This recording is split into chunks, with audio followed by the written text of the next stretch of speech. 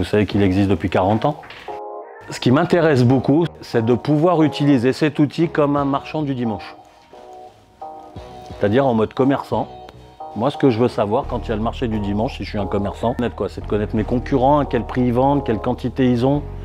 Et puis surtout, s'ils changent leur prix pendant, si on appelle ça une session, pendant le marché, pourquoi ils changent leur prix? Et puis quel impact ça peut avoir sur mon trading? On est d'accord, on fait du scalping ou du day trading, donc on est plutôt, on trade pour une session, on ne trade pas pour faire un placement à long terme. Ce qui m'intéresse moi avec cet outil-là, c'est d'essayer de piger à partir d'un moment donné, qu'est-ce que peut faire le marché pendant la prochaine heure. Donc moi on va essayer de travailler là-dessus, essayer de comprendre ça. On va prendre le market profile, on va beaucoup parler du coup de distribution là, revoir le concept d'une distribution.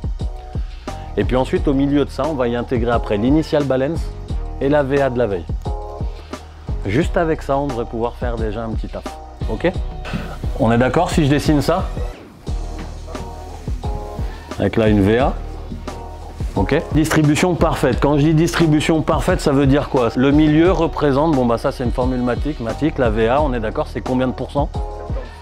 Ça vous savez, c'est bien. Ça s'appelle comment?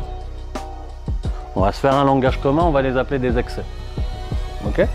Là-haut, excès acheteur, en bas, excès vendeur.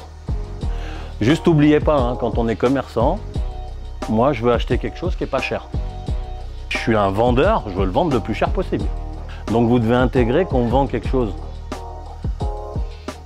quand il monte et acheter quand il descend. Donc dans ce concept de distribution, naturellement, je vais avoir des prix dans lesquels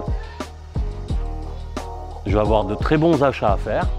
Mais donc du coup, si moi j'ai des très bons achats à faire, ça veut dire que pour les vendeurs, c'est un mauvais prix. Donc dans la logique, je vais avoir des vendeurs qui s'effacent, puis des acheteurs qui arrivent. Donc si je vois juste plus d'achats et pas moins de ventes, ça veut dire que je suis peut-être pas dans un excès. C'est important, vous voyez, d'aller creuser là. Ensuite, une fois que je sais que du coup, dans ces zones-là, j'aurai des acheteurs qui devaient arriver, plus des vendeurs qui s'effacent, ça veut dire que c'est un marché dans lequel, on le voit par sa forme, j'ai peu de volume. Moins j'ai de volume sur un prix, plus il est rejeté. Ça vous semble logique. Maintenant, vous savez qu'une résistance et un support, c'est composé de peu de volume. L'aspect parfait, ça veut dire quoi du coup? Ça veut dire que j'ai un POC ou un VPOC, d'accord, qui est parfaitement au milieu. Si c'est une distribution parfaite. Et le marché est parfait si jamais, à long terme. Ça veut dire que j'ai la même distance entre le POC et ses extrémités de chaque côté. Le Bund est un marché qui fonctionne en cycle, donc c'est un marché symétrique. Plus vous avez de la symétrie, plus ça fonctionne. Et regardez d'un aspect que le POC soit bien au milieu. Je dois avoir la VA qui est parfaitement représentée pile poil au milieu de la distribution, au milieu du profil. Je dois avoir du coup la même taille dans les excès.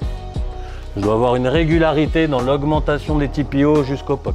Moi, une distribution, plus elle est parfaite, c'est parce que plus elle est jolie en fait. Vous verrez que comme par hasard, les trades marchent bien plus facilement sur ce genre de situation que sur celle où vous essayez trop de chercher la figure. D'accord?